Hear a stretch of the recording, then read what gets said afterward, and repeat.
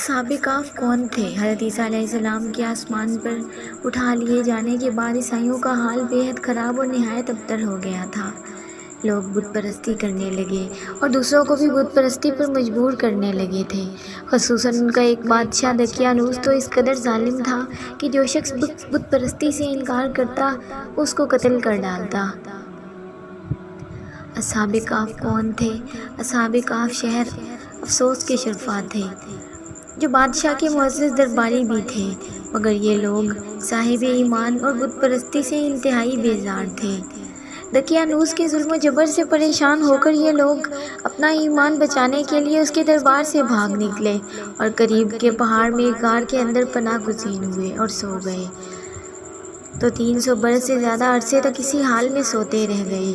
دقیانوس نے جب ان لوگوں کو تلاش کرایا اور اس کو معلوم ہوا کہ یہ لوگ غار کے اندر ہیں تو وہ بے حد ناراض ہوا اور فرط غیظ و غضب میں یہ حکم دے دیا کہ غار کو ایک سنگین دیوار اٹھا کر بند کر دیا جائے تاکہ یہ لوگ اسی میں رہ کر مر جائیں اور وہی غار ان لوگوں کی قبر بن جائے۔ مگر دقیانوس نے جس شخص کے سپرد یہ کام کیا تھا وہ بہت ہی نیک دل اور صاحب ایمان آدمی تھا۔ اس نے اصحاب کہف کے نام، ان کی تعداد اور ان کا پورا واقعہ ایک تختی پر کنندہ کرا کر تانبے کے صندوق کے اندر رکھ کر دیوار کی بنیاد میں رکھ دیا اور اس طرح ایک تختی شاہی خزانہ میں بھی محفوظ کرا دی۔ کچھ دنوں کے بعد دقیانوس مر گیا اور سلطنتیں بدلتی رہیں، یہاں تک کہ ایک نیک دل اور انصاف پرور بادشاہ جس کا نام بیدروس تھا تخت نشین ہوا، جس نے 68 سال تک بہت شان و شوکت کے ساتھ حکومت کی۔ اس کے دور میں مذہبی فرقہ بندی شروع ہو گئی اور بعض لوگ مرنے کے بعد اٹھنے اور قیامت کا انکار کرنے لگے۔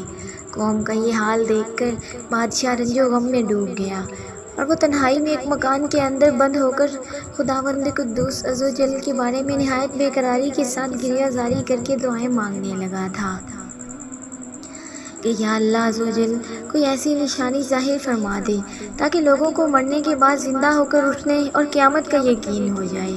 بادشاہ کی یہ دعا مقبول ہو گئی اور اچانک بکریوں کے ایک چرواہے نے اپنی بکریوں کو ٹھہرانے کے لیے اسی غار کو منتخب کیا اور دیوار کو گرا دیا۔ دیوار گرتے ہی لوگوں پر ایسی ہیبت و دہشت سوار ہو گئی کہ دیوار گرانے والے لرزہ براندام ہو کر وہاں سے بھاگ گئے اور اصحاب کہف بحکم الہی اپنی نیند سے بیدار ہو کر اٹھ بیٹھے، ایک دوسرے سے سلام و کلام میں مشغول ہو گئے اور نماز بھی ادا کر لی۔ جب ان لوگوں کو بھوک لگی تو ان لوگوں نے اپنے ایک ساتھی یملیخا سے کہا کہ تم بازار جا کر کچھ کھانا لاؤ اور نہایت خاموشی سے یہ بھی معلوم کرو کہ دقیانوس ہم لوگوں کے بارے میں کیا ارادہ رکھتا ہے۔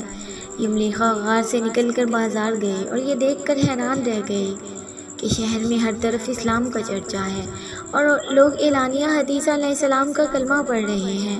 یملیخا یہ منظر دیکھ کر میوے حیرت ہو گئی کہ الہی یہ کیا ماجرا ہو گیا کہ اس شہر میں تو ایمان و اسلام کا نام لینا بھی جرم تھا، یہ انقلاب کہاں سے اور کیوں کرا گیا؟ پھر یہ ایک نان بائی کی دکان پر کھانا لینے گئے اور دقیانوسی زمانے کا روپیہ دکاندار کو دیا جس کا چلن بند ہو چکا تھا، بلکہ کوئی اس سکہ کو دیکھنے والا بھی باقی نہیں رہا تھا۔ دکاندار کو شبہ ہوا کہ شاید اس شخص کو کوئی پرانا خزانہ مل گیا ہے، چنانچہ دکاندار نے ان کو حکام کے سپرد کر دیا اور حکام نے ان سے خزانے کے بارے میں پوچھ گچھ شروع کر دی اور کہا کہ بتاؤ خزانہ کہاں ہے؟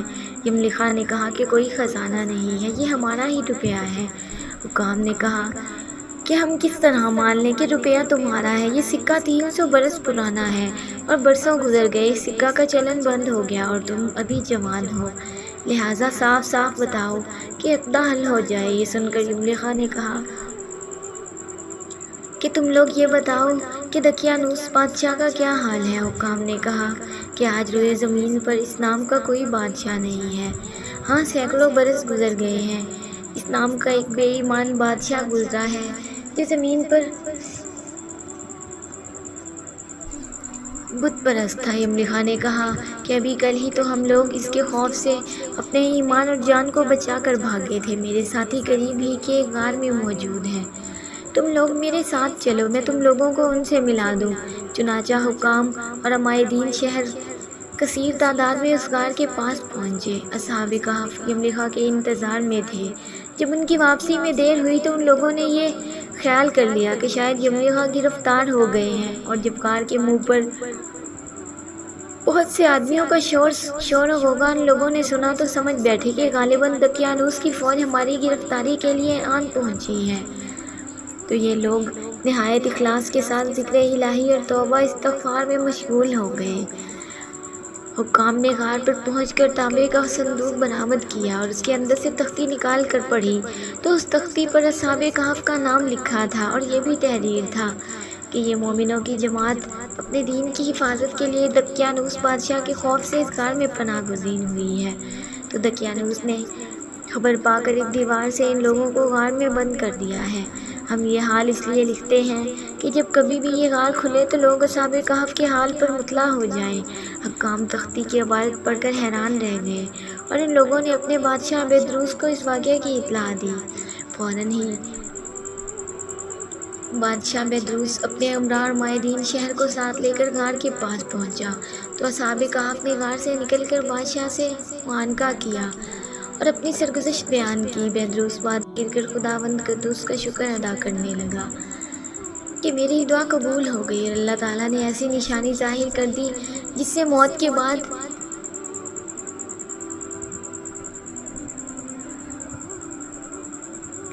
زندہ ہو کر اٹھنے کا ہر شخص کو یقین ہو گیا۔ اصحاب کہف بادشاہ کو دعائیں دینے لگے کہ اللہ تعالیٰ تیری بادشاہی کی حفاظت فرمائے، اب ہم تمہیں اللہ کے سپرد کرتے ہیں۔ پھر اصحاب کہف نے السلام علیکم کہا اور غار کے اندر چلے گئے اور سو گئے، اور اسی حالت میں اللہ تعالیٰ نے ان لوگوں کو وفات دے دی۔ بادشاہ بیدروس نے سال کی لکڑی کا صندوق بنوا کر اصحاب کہف کی مقدس لاشوں کو اس میں رکھوا دیا، اور اللہ تعالیٰ نے اصحاب کہف کا ایسا رعب لوگوں کے دلوں میں پیدا کر دیا کہ کسی کی یہ مجال نہیں تھی کہ غار کے منہ تک جا سکے۔ اس طرح اصحاب کہف کی لاشوں کی حفاظت کا اللہ تعالیٰ نے سامان کر دیا۔ پھر بیدروس بادشاہ نے غار کے منہ پر ایک مسجد بنوا دی اور سالانہ ایک دن مقرر کر دیا کہ تمام شہر والے اس دن عید کی طرح زیارت کے لیے آیا کریں۔ اصحاب کہف کی تعداد میں جب لوگوں کا اختلاف ہوا تو یہ آیت نازل ہوئی کہ تم فرماؤ میرا رب ان کی گنتی خوب جانتا ہے، انہیں نہیں جانتے مگر تھوڑے۔ حضرت عبداللہ بن عباس رضی اللہ تعالیٰ عنہ نے فرمایا کہ میں انہیں کم لوگوں میں سے ہوں جو اصحاب کہف کی تعداد کو جانتے ہیں۔ پھر آپ نے فرمایا اصحاب کہف کی تعداد 7 ہے اور 8واں ان کا کتا ہے۔ قرآن مجید میں اللہ تعالیٰ نے اصحاب کہف کا حال بیان فرماتے ہوئے ارشاد فرمایا ہے، کیا تمہیں معلوم ہوا کہ پہاڑ کی کھو اور جنگل کے کنارے والے ہماری ایک عجیب نشانی تھے۔ جب ان جوانوں نے غار میں پناہ لی اور پھر بولے اے ہمارے رب ہمیں اپنے پاس سے رحمت دے اور ہمارے کام میں ہمارے لیے راہ یابی کے سامان کر، تو ہم نے اس غار میں ان کے کانوں پر گنتی کے کئی برس تھپکا ہم نے انہیں جگایا کہ دیکھیں 2 گروہوں میں کون ان کے ٹھہرنے کی مدت زیادہ ٹھیک بتاتا ہے، ہم ان کا ٹھیک حال تمہیں سنائے۔ وہ کچھ جوان تھے کہ اپنے رب پر ایمان لائے اور ہم نے ان کو ہدایت بڑھائی۔ اس سے اگلی آیتوں میں اللہ تعالیٰ نے اصحاب کہف کا پورا حال بیان فرمایا ہے جس کو ہم پہلے ہی تحریر کر چکے ہیں۔ اصحاب کہف کے نام، ان کے ناموں میں بھی بہت اختلاف ہے۔ حضرت علی رضی اللہ تعالیٰ عنہ سے روایت ہے کہ ان کے نام یہ ہیں یملیخا، مکشلینا، مشلینا، مرنوش، دبرنوش، شازنوش، اور 7واں چرواہا تھا جو ان لوگوں کے ساتھ ہو گیا تھا۔ حضرت علی رضی اللہ تعالیٰ عنہ نے اس کا ذکر نہیں فرمایا۔ اور ان لوگوں کے کتے کا نام قطمیر تھا، اور ان لوگوں کے شہر کا نام افسوس تھا، اور ظالم بادشاہ کا نام دقیانوس تھا۔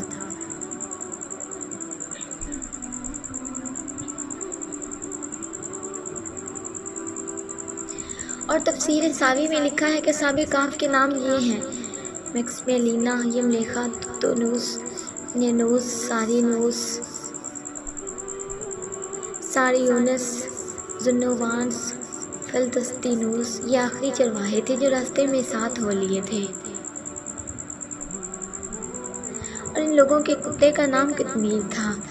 اصحاب کہف کے ناموں کی خواص حضرت ابن عباس رضی اللہ تعالیٰ عنہ سے روایت ہے کہ اصحاب کہف کے ناموں کا تعویذ 9 کاموں کے لیے فائدہ مند ہے: بھاگے ہوئے کو بلانے کے لیے اور دشمنوں سے بچ کر بھاگنے کے لیے، آگ بجھانے کے لیے کپڑے پر لکھ کر آگ میں ڈال دیں، بچوں کے رونے اور تیسرے دن آنے والے بخار کے لیے، درد سر کے لیے دائیں بازو پر باندھیں، الصبیان کے لیے گلے میں پہنائیں، خشکی اور سمندر میں سفر محفوظ ہونے کے لیے، مال کی حفاظت کے لیے، عقل بڑھنے کے لیے اور گناہ گاروں کی نجات کے لیے۔ اصحاب کہف کتنے دنوں تک سوتے رہے؟ جب قرآن کی آیت اور وہ اپنے غار میں 300 برس ٹھہرے اوپر نازل ہوئی تو کفار کہنے لگے، ہم 300 برس کے متعلق تو جانتے ہیں کہ اصحاب کہف اتنی مدت تک غار میں رہے، مگر ہم 9 برس کو نہیں جانتے۔ تو حضور اقدس صلی اللہ علیہ وسلم نے فرمایا کہ تم لوگ شمسی سال جوڑ رہے ہو، اور قرآن مجید نے قمری سال کے حساب سے مدت بیان کی ہے، اور شمسی سال کے ہر برس میں 3 سال قمری بڑھ جاتے ہیں۔ درس ہدایت: زندہ مرنے کے بعد زندہ ہو کر اٹھنا حق ہے، اور اصحاب کہف کا واقعہ اس کی نشانی اور دلیل ہے جو قرآن مجید میں موجود ہے۔ جو اپنے دین و ایمان کی حفاظت کے لیے اپنا وطن چھوڑ کر ہجرت کرتا ہے، اللہ تعالیٰ غیب سے اس کی حفاظت کا ایسا سامان فرما دیتا ہے کہ کوئی اس کو سوچ بھی نہیں سکتا۔ امید ہے آپ دوستوں کو یہ واقعہ پڑھ کر اچھا لگا ہوگا۔ اگر ویڈیو پسند آئے تو اسے لائک اور اپنے دوستوں کے ساتھ شیئر لازمی کریں، اور اگر آپ میرے چینل پر نئے ہیں تو چینل کو سبسکرائب کریں اور ساتھ میں لگے گھنٹی کے بٹن کو ضرور دبائیں تاکہ ہر نئی ویڈیو کا نوٹیفیکیشن آپ دوستوں تک سب سے پہلے پہنچ سکے۔ ملتے ہیں ایسے ہی کسی اور واقعے میں، تب تک کے لیے اپنا خیال رکھیں اور دعاؤں میں یاد رکھیں۔ اللہ حافظ۔